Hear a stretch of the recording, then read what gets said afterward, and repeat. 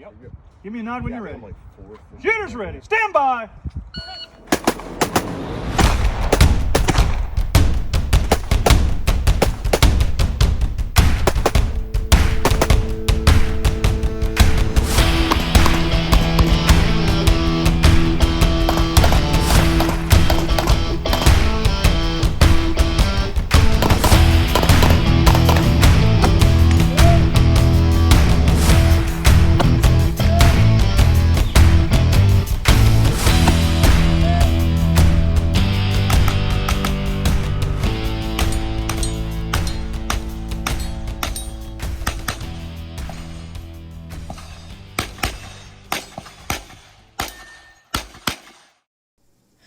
Hey everyone, this is Matt Gunlock from the 3GIQ podcast. I'm joined here with my co-host, Frank Gow, and also I have our special guest, John Bodzioch. John Bodzioch is the current XO of the Marine Corps shooting team. You probably heard him a couple weeks ago whenever he was on with Alex Skoking. Solid guy, great shooter, and, Captain Scott, you better be watching out because he's like the next up-and-comer being you. Which is exciting. In all honesty, it's kind of exciting seeing somebody else take the reins and be as energetic as he is and wants to carry on that legacy that, hey, just because I'm an officer doesn't mean I'm spending all my time in the office. I'm still doing all the work that's required, and I'm doing the work that's required on the range as well to set the example for everybody else. So, John, I really appreciate you coming back on here. No, it's great to be back, and those some big shoes that I needed to fill with Captain Scott. And goodness, what way you put it made it sound all that much more intimidating. Now you're gonna be fine. Like whenever I first when we sat down for the first time when you were checking in, I was kind of feeling you out, and we were talking there for like a couple hours, and like I was like, yes, this is the type of individual that we need on this team. And like I just got nothing but positive vibes from that interaction. So I'm really excited to see somebody, come in behind Captain Scott that sees the same vision that we saw and wants to take the team to the next level. Awesome. Yeah, no, I'm really excited to be here and be part of this and to keep everything rolling along and institute the changes that we're working on. So I guess I'll start out. So what were some of your conceptions prior to the coming to the teams, and how have those changed after you shooting the summer season? So my conceptions of the teams and prior to coming to the teams have kind of changed a little bit throughout the years. It started when I was just that lieutenant going through the pipeline over at TBS, and that range week walking all the way over to do our qual and learn how to shoot right. And I saw that we passed by the shooting team's offices every day during that, and I was like, wow, that's awesome. I didn't know we had a shooting team, and that seems like it seemed something that was just so out there and untouchable, especially to a new lieutenant, like brand new to not even being in the fleet yet, let alone to my job school. And then once I actually got out to the fleet out in Hawaii, and I went to my first MIC, he kind of reinforced the thought that everyone on the team is the end all be all for marksmanship knowledge. They know everything, and they're no matter what the go to. And I still think that very highly of everyone that those two MICs that I went to out in Hawaii prior to coming to the team. And the only way that really I would say that it's changed is that I've realized a lot more that the other side of that coin is that really everyone on the team, besides having that professionalism that makes them that next level shooter, and the instructors, is that they're always learning and they're always striving to be better. And I didn't really even consider that until I started meeting a lot of the guys on the teams once I got here and really interacting with them on a more regular basis, and realizing just how much they embody that student of your craft mindset. I mean, for goodness sakes, Frank, I mean, you look at Cardi and how much time that he spends dry firing just about every day. I mean, the dude has free time. He's going to find a way to get some dry fire in, and how he's performing shows that and demonstrates that. And he's just as much as willing to try to share with you what's working for him, what he's learned from all these different courses that he's gone to, and the other guys on the team are no different. And really just their dedication to the craft, and not only becoming the best they can in that, but also taking that and figuring out how they can instruct it back to the fleet and give back to the Marine Corps as a whole, which again is just super impressive and very humbling to be a part of. I will say, coming to the team and being part of the team the way I was, I don't want to compare us to like third group. What's going on here? It seems like okay. Sorry, I'm pulsing with something. I don't want to compare us to like third group or MARSOC or any of those organizations because like they're at a next level, right? But they have a certain level of passion because like to them, like they have to be perfect at everything they do in order to survive whenever they go to combat. But in the infantry you get, and in the Marine Corps in general, you get varying levels of professionalism across the board with all the Marines that you get. Some that are disinterested and they feel like their recruiter lied to them. Some that are really passionate about like doing what they do and they want to become the best that they are. And then some that are just in the middle that they're just getting through so they can go on to the next step of their life. And I see the guys on the team and everybody, even no matter what phase of their life that they're in, whether they're planning on getting out or they know that they're only going to stay in past that 4-year mark or past their time till it's time to rotate, get out, or move on to the next level. Like, they are absolute professionals and absolutely passionate about everything they do, and they want to make sure everything that they do is to the utmost standards of professionalism. They want to be that perfect embodiment of marksmanship. And it's such a rare... It's so rare to see that anywhere. So that way, whenever you go somewhere else, you're like, well, that was the highlight, and I don't experience that anymore. I don't know. It's just something I noticed. No, absolutely. Teams is definitely a special place, and you're going to eventually miss it when you're gone. But for the time being, we still got you for a bit, and I think you're going to do great things, John. I want to talk about the summer season some. So you've experienced a lot of growth as a shooter during a short amount of time. I think when the first major match that we shot together, you guys had already started the summer season before, was Western PA. And from that point on, I think what I saw from you was that at a certain point, like, the aggression kicked in. And you were moving from position to position like a scalded hound, man. Like, you're getting after it. And your raw times were up there, the accuracy just needed to follow. And I would say that, like, the accuracy has definitely followed. So, you've become, like, you definitely beat me a few times over the summer match season. It's great to see. Like, you have a lot more growing to do in your time with the teams. But what were some of the cornerstones of that growth? And if you could break it down in terms of, like, physical and mental and just some of the coaching that you got from the guys on the team, I'd love to hear about that. Absolutely. So, coming into it, I knew for a fact that I was going to be behind what these guys were able to, and it was very daunting. But the guys, as soon as I got here and got appointed as the pistol team OIC,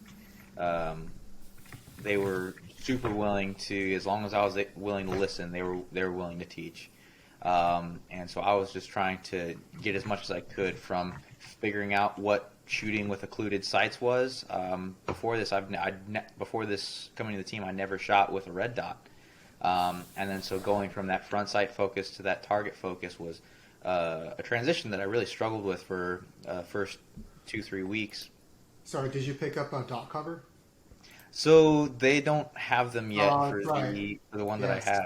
Yeah. Yes. I asked But Hardy. as soon as they make one for Romeo One Pro, best believe I'm snatching one of those up. But right now, a piece of masking tape or electrical tape is what I'm working with. Just as good.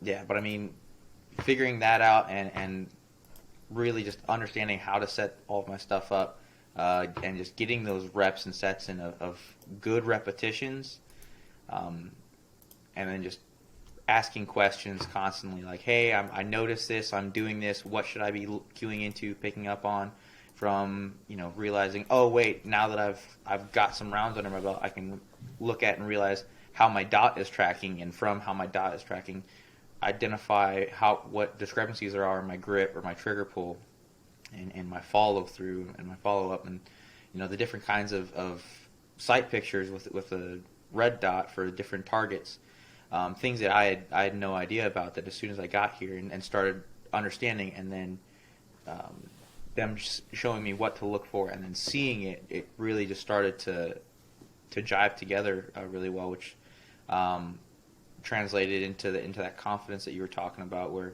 I went from kind of being hesitant and not really as willing to just go at it aggressively, and then once I started feeling a little bit more confident with that, I started being okay, let's really focus on how can I make this work best for me. I identified that I really struggle with shooting and moving accurately at the same time. I tried to do it a good bit during the beginning of the season, and I couldn't figure it out. But the guys helped me realize, okay, so there's plenty of GMs and just absolute studs out there that are much more of move as fast as you can from position to position, and just make sure your transitions are clean. So for the rest of the season, I started focusing a little bit more on that, and then Area 5 is where it started to kind of turn over there, and then Area 8 is where I think it really clicked for me. That okay, I can push it here, dial it back here, and then making sure I'm good about confirming my shots at speed, and then forcing movement between targets.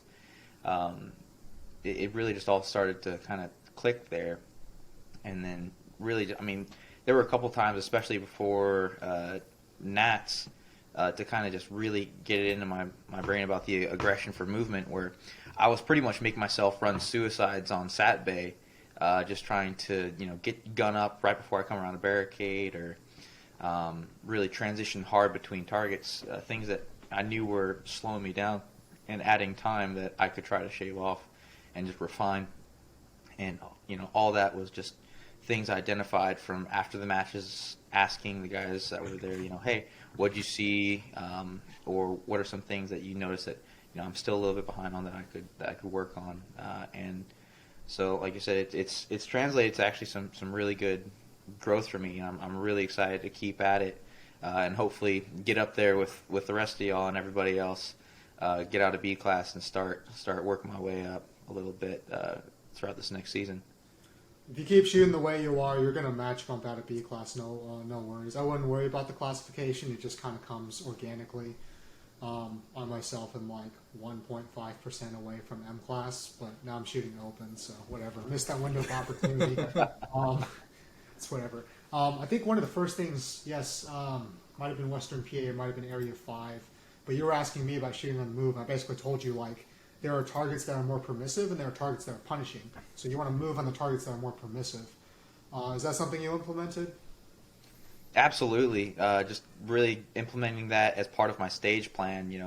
When I first started thinking about stage planning, when I was kind of out and first getting into the sport and kind of figuring out how to do it myself, it was much more of like, okay, what's a logical way of going through this in a sequence, not really identifying, what's a good open target to come in on that I can start shooting and not have a good foundation or sight picture for, that I can accept that margin of error a lot more. And then, what are some other ones that, I should probably make sure I really steady up a little bit more for, like, partials or no-shoots. That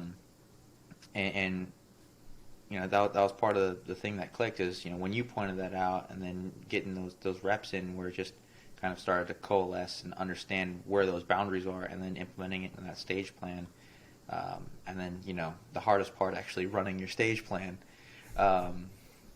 It kind of all started to work out there. And again, I attribute that entirely to y'all being so willing to help me out, both you and everyone else on the team. Well, part of it too was that we saw that you were making strides, and we saw that you're putting in the work. And when you run into people like that, you want to help them out. You want to see them do better. It's really one of the best parts about competitive shooting, practical shooting, is that everyone wants to see each other do great things. So yeah, it was a pleasure to be able to throw you some coaching tidbits. Your movement, I would say, is your strong suit. Has that helped you define like your shooting style? And I guess my follow-on question is: was there a point at which you were feeling yourself and you were pushing hard, but then it kind of like bit you in the butt and you realized you need to tone it back a little bit? So there was one stage specifically at Area 5, I think it was. Area 5 was hard, man. It was. I think it was the Virginia count where there was the two separate ones shaped like an L, where it was one shot per target. Oh, the fixed time stage, yeah. Yes, the fixed time stage. So for that one, we practiced it a couple times or something similar to it prior to going, and then once we showed up, went at it, and I was like, okay, I need to get up there as fast as I can. Well, I went up there so damn fast that I ended up almost running through the barricade, punched my gun all the way through, and had to come up and shoot in a really awkward position for the entire left side before I could fix it when transitioning over to the right side. Still managed to make it under time and had all my shots on targets, but there were some really sloppy shots and, in my opinion, some lucky shots because of that, because I went too hard too fast and didn't account for braking right enough, and I had enough time left over where I overrushed it and it bit me. Yeah. I'll say like to that, like shoot, last December when I was shooting a match, I was like, hey, I'm just coming out here to have fun. I don't care about placement, but I just want to, in a match setting, I want to see how fast I can push myself. What's the harm? It's a local match. Just go out there and put it all out on the table. And it really showed me what I truly was capable of. Like, I had one of our gunsmiths, Dalton Miller, with us, and like some of the other people that were there, I didn't know, but they were just like, holy shit, dude, I don't want to be on the other side of your gun. And like, I just kind of let loose a bit and just focused on that speed and aggression, and it was probably one of the first times I had done that in a long time, and it clicks. And at that point, you know what your limits are, and I guess that's kind of what you went through. You saw what your limits were, and you saw how it all kind of came together. Absolutely, yeah, for sure. So you talked about Area 8 as, my match was terrible, Area 8. You had a good match.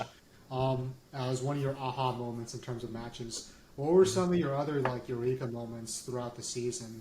Just some of the other concepts that may have clicked, and you may have covered them all already. I'm just wondering if there are any others. I would say definitely the biggest one is dot tracking. A red dot is such a wonderful diagnostic tool in of itself, but you have to understand what it's saying, so to speak, and just kind of learning that and picking up on it and being able to really just adjust my grip and how I do it to where it tracks right and is even able to stay in the window because before it'll leave, come back, or bring the dot up, or bringing the gun up and not knowing where the hell the dot is. So you're sitting there just trying to fish around for it and finally just getting all of that in there, I think was one of the greatest aha moments I have, where I was like, I would be able to consistently bring it up, see it, and then track it when I'm moving from target to target and with follow-up shots. And that in of itself was a really big confidence boost once I consciously had that moment. Yeah, it's amazing the amount of detail that you end up getting once you start shooting for a while, both in your visualization and what you understand is happening while you shoot. I would say, like, the first time you go and shoot a match, remember the targets and try to get everything on paper. But now there's so many nuances that you have. There's grip, there's assessing the sights, there's footwork. It's really quite a lot that all has to come together in that under 20-second stage. So it's the fun of it all, right? Absolutely. So you're the XO of the team now. You know, we've kind of gone away from the traditional OIC of the pistol team, rifle team, all that kind of stuff. You are the XO of the team. What would you say are some of your short and long-term goals as the XO of the team? And then I'd like to follow that up with, what are some of your personal goals that you would like to achieve? So first, with the short and long-term goals for the team, big thing is making sure that we're able to participate and stay competitive in the disciplines that we're competing in, making sure that we're prioritizing them appropriately, and kind of structuring ourselves in order to set up to turn around and give the best instruction back to the Marine Corps that we can. Really, it's the big picture is, yes, we're here to compete and represent the Marine Corps, but we're also here to turn around and enhance the any Marine's capability to reach out and hit what they're trying to shoot at, which for me is a huge part of why we're here, and why we're regarded in some respect as the stewards of marksmanship in the Marine Corps. And so really just making sure that we're pursuing that in the way that makes the most sense, given how we're structuring and how we're setting up as a corps now, I think is really important. And that is in a good amount of ways going away from a lot of the traditional ways that the team has done it previously. We're getting a lot more invested into action sports, and divesting a bit from some of the more traditional disciplines like high power and bullseye. It doesn't mean we're completely removing them, but they're going Should to do. Well, there's pros and cons to each, right? Yeah, I know. I think everybody's aware of my my standpoint. Absolutely, and there's definitely arguments on every side, but while the Marine Corps still teaches both sides, we're going to continue to participate in them and pursue them appropriately. While they're still teaching the fundamentals in the entry level, we still need to make sure that we can speak to that just as intelligently as we can to the other Marine who's trying to put as many rounds on target as accurately and as quickly as possible at any range. I kind of look at it as, and I'm sorry for kind of interrupting. Oh, you're good. All right, so we do have the Paris Island shooting team, and we do have the San Diego shooting team. Our two remaining post and station teams, and it's those institutions. And yes, we do have like the lieutenants that come through at Quantico, but those post and station teams, if anything, they should be the remaining ones that are, I guess, focused on the high power aspect of it, because that's where they are. That's what they are teaching. Like they are teaching the basic fundamentals of marksmanship out there, and those guys need to remain relevant and teach those specific skills. Whereas, like, we kind of have the overarching authority on everything else, and we go out and we do teach recon.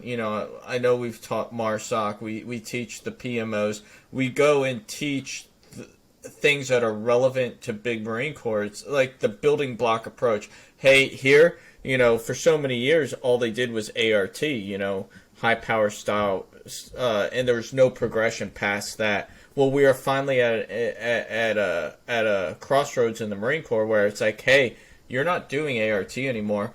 We're going past that, and we're going to push you to another level. And so that's part of our jobs. Like ART or ARQ is another aspect of it. Like they're doing that now, but we now have that opportunity to say, hey, let's not just stop there. This is also what we do. And that's kind of where I see that going. We shouldn't be focusing on the high power aspect. It doesn't do us any justice. Right. No, I completely see what you're getting at, and that's essentially what we're doing. Is we're taking a large portion of our focus away from it. For the longest time, it's been the primary focus and the main effort really of the shooting team. And so now we're starting to get away from that a lot more and maintain a footprint in it, but by no means is it the highest priority anymore. Just like you were saying, to where now we're getting much more involved with the forces as a whole, whether it's the infantry or the recon, or any of the other communities out there where they're much more dynamically inclined, and even just any Marine from the fleet where they're going out and shooting ARQ, which, like you said, is much more gas gun PRS-esque. That's aligning much more with our action type sports and our PRS team, our multi-gun team, and then even for all the teams that we're going out there and providing mobile training to teams to, a lot of them are asking for pistol specific things as well, and our pistol guys are just absolutely crushing it with that. Yeah. And as far as continuing on with the question, we're also starting to pursue a lot of other forms of competition as well.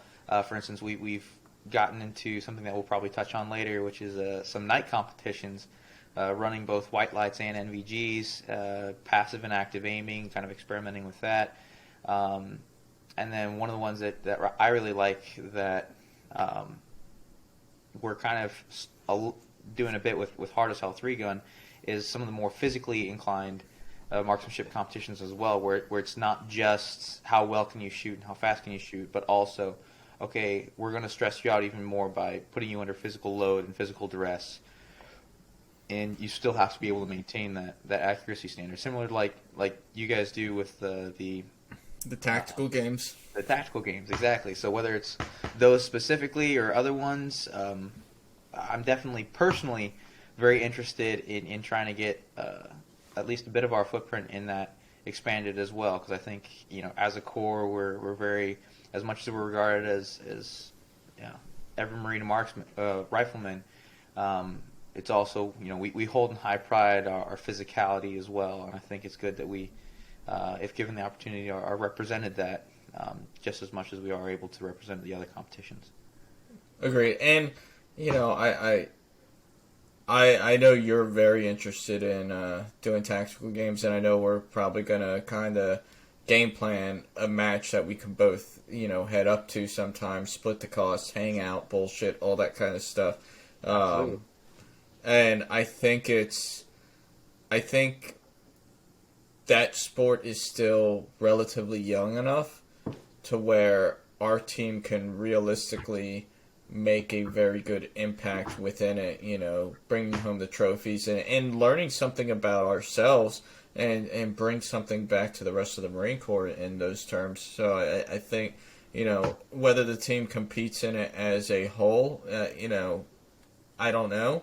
But as individuals, I think there's a huge benefit to kind of seeing how far you can push yourself while maintaining that level of accuracy. Absolutely. Whether it's on an individual basis or in a much more larger footprint, especially as the sport itself progresses and the organization progresses, is really to be seen. But I think, just like you're saying, some sort of involvement in it would be, if nothing else, of benefit. Does that kind of answer the question about yeah. What yeah, is some it does. other? Yeah. Are you guys? Yeah. You mentioned Hard as Hell. I didn't catch it. Are you guys doing that one? Planning on it right now. We'll see how much of a footprint we can have with that, or if there's certain matches we have to cut based on. Marine Corps loves to pinch pennies. Yeah, I know. Just we'll talk after this, but I might be tagging along with that one. Okay. After having gone through an entire summer season, so you did the entire summer season with the pistol team, and then you did 3-gun match, you did the Pro-Am, and you've seen other parts of the team. So I'd say you're past your observation period. You've already seen how all that runs. What are some things that you would like to implement going forward into future competition seasons?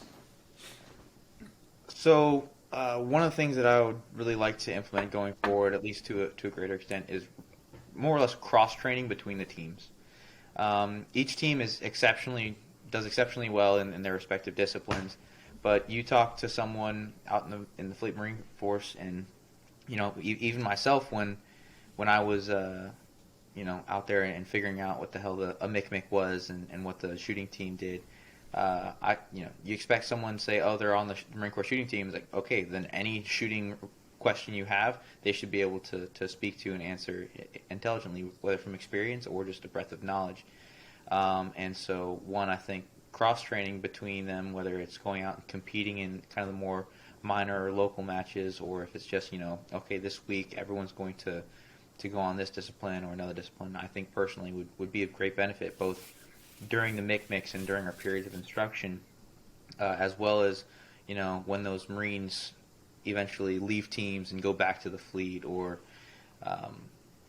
even just in general during their sports. Who knows, there might be something that someone could take from one sport that they've never been exposed to, if they've been shooting one side of it the entire time, and all of a sudden, you've got pistol team guys implementing, positional shooting for specific matches that you get from PRS, and PRS guys figuring out how to shoot a little bit faster, or transition differently based off of the 3-gun or pistol guys, and really just getting that interaction a little bit more, I think is something that I am really looking forward to try to implement to a little bit greater extent than it already does.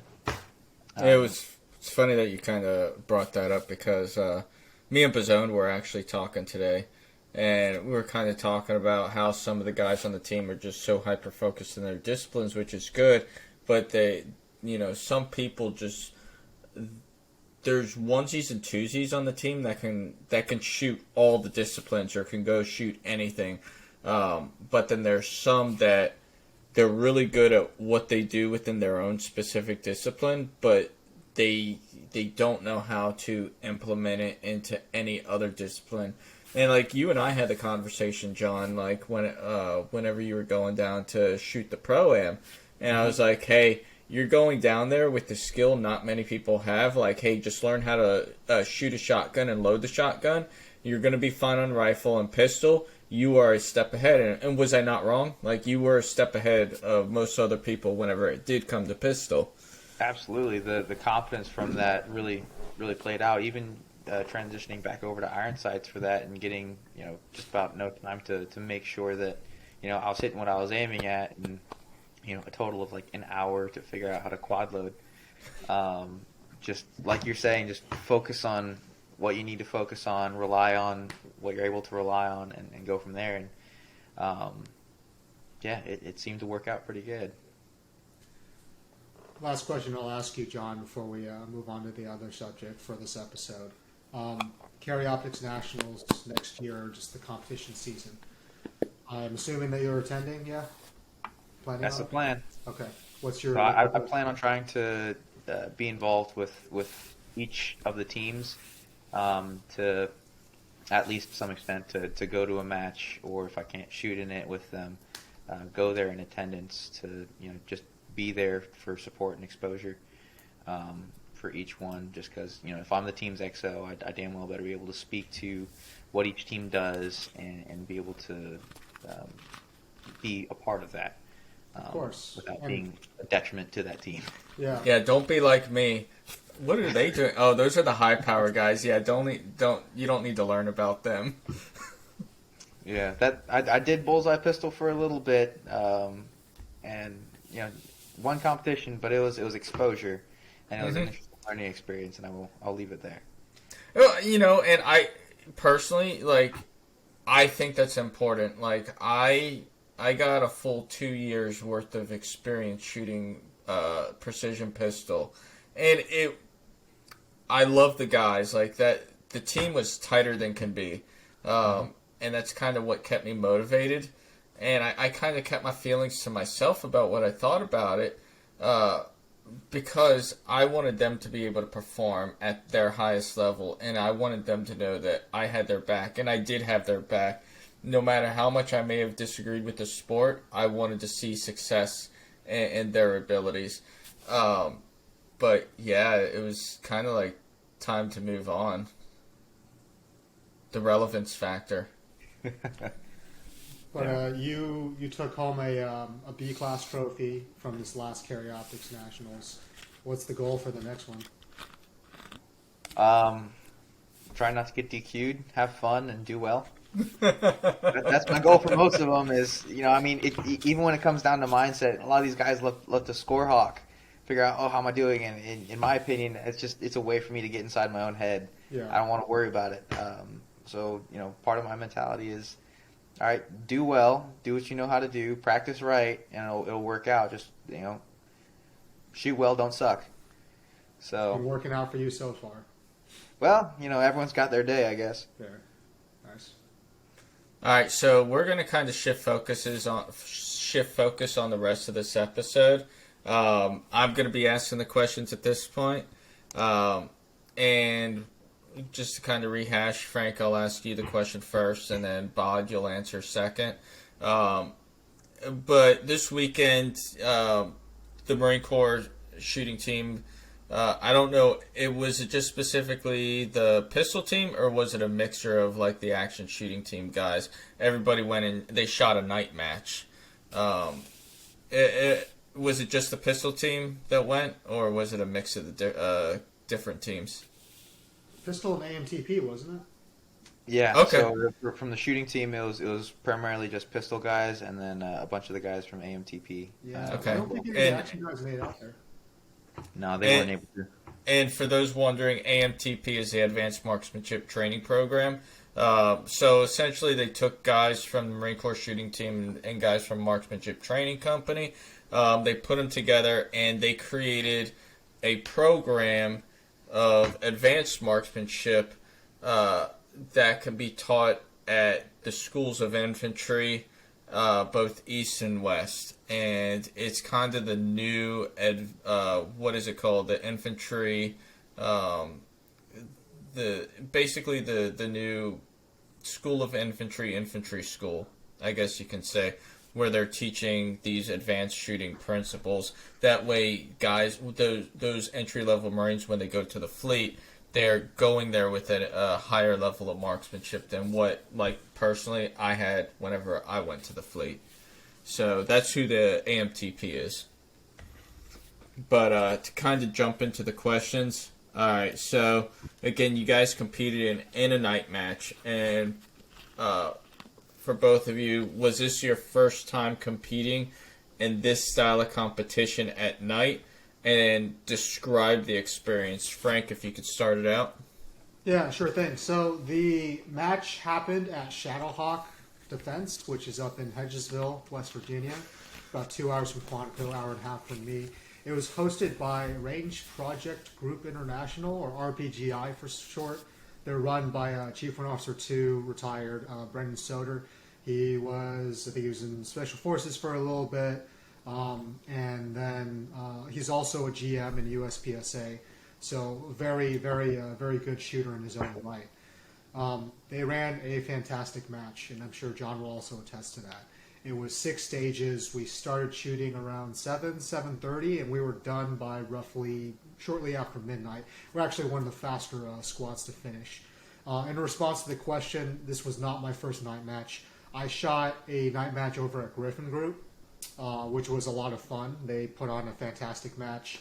I shot with the guys when, John, when you guys put on like a pistol match at SAT, you basically kept up the stages from QSC the previous weekend, and then we shot those under night conditions. And then we went out to Ironman and we did a lot of like long range rifle shooting. So that was 2 nights. Did both of those. And the experience overall was I paid for both a rifle and a pistol slot. So I basically would go in and I'd shoot my rifle, and then I'd bump all the way to the back of the order, swap to my pistol. Forgot my holster, so I had to use Major Hitchcock's pistol. So it wasn't something I was used to, but still did pretty well. I did well enough in rifle to end up 3rd overall, and John, John took 1st overall in white light pistol. So we both came away with some medals from the event. Nice. But it was awesome. They are gonna come back. Like, it was such a fun event. Like, everyone really had such a great time. They cooked hot dogs and stuff for us. They fed us. Really more of a communal feeling than a lot of USPSA matches. I think it's more par for the course for 3-gun. But he wants to come back and do like a championship match, which I understand is going to be like a daytime component, and then you're going to shoot the same matches or same stages at night. So I actually want to reach out to Brendan, try to get him as a guest on this podcast. I think it'd be really cool to pick his brain. But awesome match. I had a lot of fun. John? No, 100%. It was a great match, and so this was my third one as well. So the first one that I did was with NVG's, that one that we put on at Weapons Training Battalion that you were just talking about, the pistol one and the rifle one. And then when I was at Pro-Am, they hosted a night match there as well. It was only 4 stages. And that was from John Sherbert, who does the ones at the Griffin Group. Correct. Yes. So it was that one was really good as well. And so between that one and this one, whereas that one I was also using white lights, but I was using a rifle and a pistol, whereas this one I was doing just white light pistol. Both of them were very positive experiences, and this one was really well done as well. A lot of their designs and the manner it was run was both efficient and made a lot of sense. And I think there's some really good takeaways as far as for us going forward to implement as well after running it. That overall made for a really great match, really enjoyable match, and just a great time overall. Awesome. So, John, is there any plans to transplant this style of shooting into what the Marine Corps shooting team teaches? And are you going to be doing any kind of night shooting at the Marine Corps marksmanship competitions?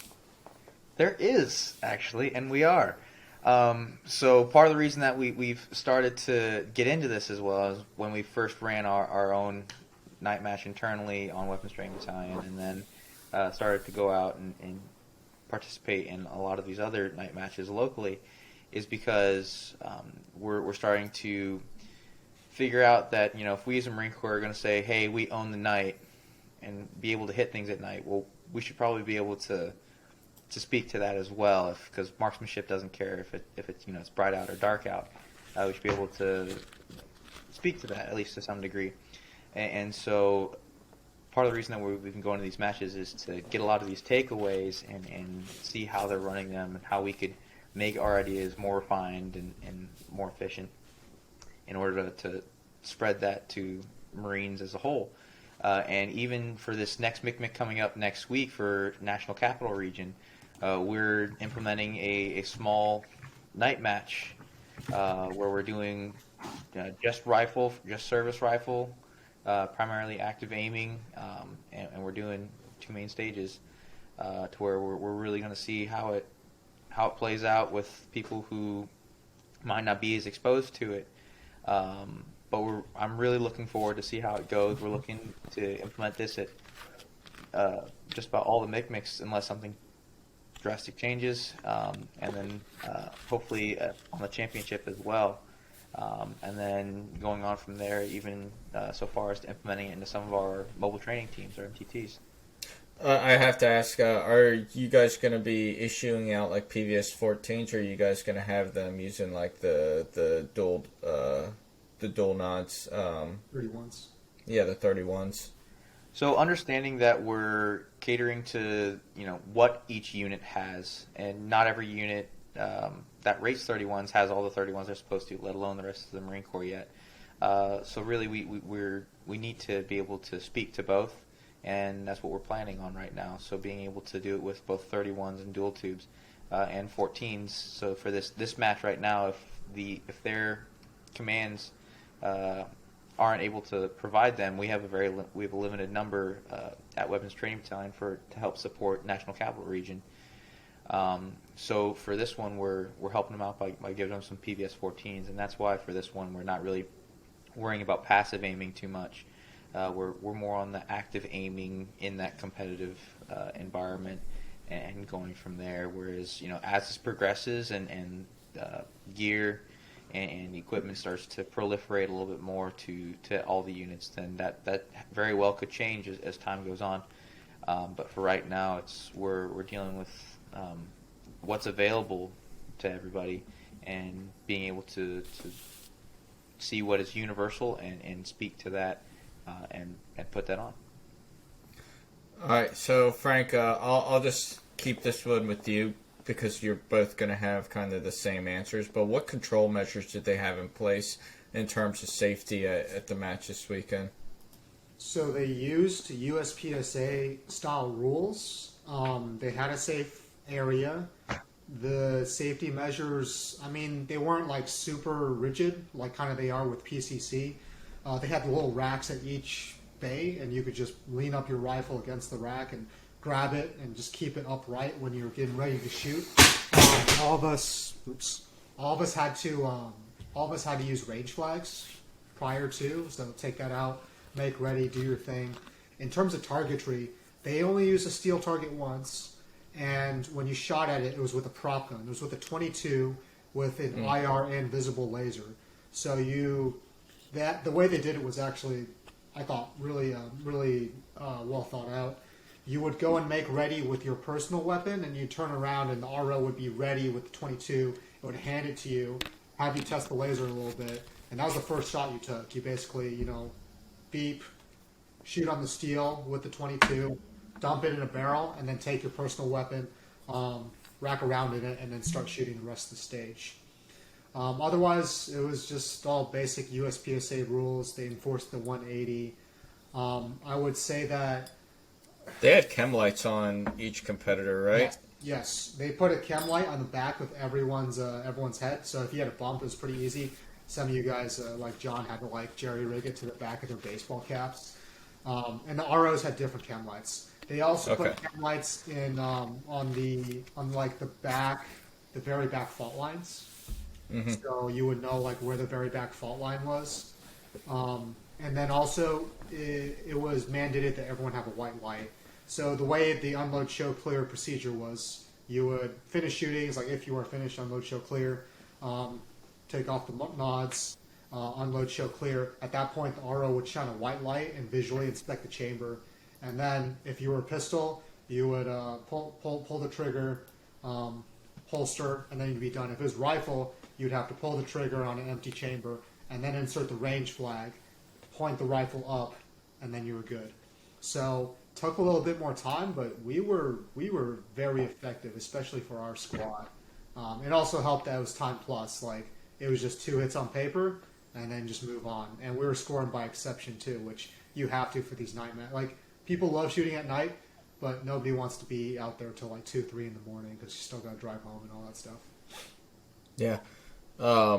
This last question's for both of you, and I guess kind of the premise for this question is, I remember way back when I was a young Lance Corporal, in Iraq, 2005. I know that's a long time ago for you, Bod. It was in elementary school. For me too. Oh man, I'm old. But I remember the very first night patrol I ever went on. It was the very first patrol and mission that I ever went on. We left the wire and we patrolled probably a good 8 miles on foot to our objective. We started the patrol roughly around midnight. Good thing for me is that the moon, it was a full moon. Bad thing that happened is within 5 minutes of the patrol, I was using PVS 14s, the old 2-eye monocular. And those things are ancient anyways. They stopped working within 5 minutes of stepping off on the patrol, and I had to just use my bare eyes. Luckily, like I said, there was a full moon, but that didn't give me too much confidence in that equipment. And like you kind of said before, we own the night, but do we really own the night? And so my question is, and Frank, we'll start with you. What is your confidence level now utilizing nods when shooting in the pitch black conditions? Yeah. It is a common refrain that we own the night. I would say that for some units we have to FOSS the night. I would joke. Mm-hmm. Yeah, so I really got into it. I'd say the first few times I went out, just working with like active and passive aiming. John mentioned it before, that at the Mix they're just going to do active aiming. That's honestly more fun. You're just running around with the laser and just blasting stuff. I did two of my first stages up at RPGI were with passive aiming, just to get used to it. I'm always learning new things under nods. When I aimed in, not the make ready but the save table with my rifle, I realized that my sword ends were getting in the way of my cheek weld, so I just kind of pulled them up and used like in-ear pro for the passive aiming, and then when I started using my laser, it didn't really matter anyway. But in terms of like the gear set is completely different, and the opportunities for you to shoot under those conditions are so much more restrictive. Like, John, you guys can set it up on SAT whenever, but for most of us, like, aside from LARPing in the basement, like, actually going out and putting live rounds through, you kind of got to go out and seek a range that's going to allow you to do that. And I had ranges that were permissive-ish back in North Carolina. Really, you need someone with a large backyard to go out and, like, just mess around with. But small things like the adjustments, the counterweights for your nods, the setup of your equipment, where all those wires are going to be run, that takes a lot of time to get right. In terms of confidence, like, I would say when it helped that the match we did on SAT was the same stages we had already shot the weekend prior. That helped with the confidence bit because you already knew this plan for those stages. But when we transitioned to Ironman, I knew, and I think it also rained that night too. My footing, I was a lot more careful with my footing, especially coming back from my injury. And then this last weekend, I was moving pretty aggressively under knots, which felt really great. You can get away with it. It just, you got to practice it. Not sure what else you got to add, John. Well, since John did white light, I'll kind of preface it with my first experience clearing house to house at night was in Haklania, Iraq, which was near the Haditha Dam, and we probably stepped off of that in tracks probably around 2 o'clock, probably roughly around 1 o'clock in the morning as well. And there were times where we were using the white lights and while clearing houses. Like, nods weren't enough. White light became a thing. Based on your experience, and I guess whenever we were doing that, like, we did have light discipline. We didn't keep light on all the time. It was just whenever we had to, like, go in, flash it on. That way we weren't, like, giving ourselves away all the time. Going into this in a competition mindset, though, what's your confidence level utilizing white light while shooting at night? I would definitely say that after each iteration it grows, but that's also because, just like Frank was saying, every time you do it you learn something, and you figure out, okay, you come into it with an expectation, and then all of a sudden you're like, oh, I didn't realize that. Then you have to adjust. For instance, hardly ever shooting with a light beforehand, let alone one during the day, and then coming in and realizing, oh shit, if I have to pick this up off the table, where the hell's my gun again? Like, where did I put it? And then not only hitting a reload without the light on for light discipline, but also turning the light on and then engaging where your targets are. It really reinforced that situational awareness and spatial awareness part of it coming into it. And then as soon as that light goes on, anything with a reasonable amount of lumens, any sort of night vision you had is gone. And so even something as simple as the very first stage we were on during the make ready, I had my dot on, turned the light on, and as soon as I turned the light on, my dot just went away. Yep. And I was like, oh, that's right. Like the brightness that I would have it at to see and not be overbearing. When I'm shooting without a light, all of a sudden, as soon as the light comes on, I need to adjust that, and it's something I didn't even think of until the make ready. And little things like that, where just like Frank was saying, like you just have to do it in order to see what it is. And just like he was saying, we're very lucky that we have a facility that we can do that and try things out at and test at. But if you don't have that, you just got to figure out a way to do it. Whether that's going outside and potentially trying to figure out how it is when you dry fire, and then there's other things that you're gonna figure out along the way whenever you're going out and actually shooting. Like if you're trying to do passive aiming and all of a sudden you realize your ear pro's not gonna facilitate that, or your riser isn't high enough and you're trying to look through a toilet paper tube with a toilet paper tube, both of which with magnified optics, and it's a mess and things that you don't think about until it becomes a problem. So I would say my confidence is increased, but there is an immense amount to grow. Yeah. So I lied. The first question you asked, Matt, was how many night matches we shot. I shot one with Sam Nelson at a 37 PSR in Bund Level, North Carolina. It was a shoot house, and it was the first time running my kit.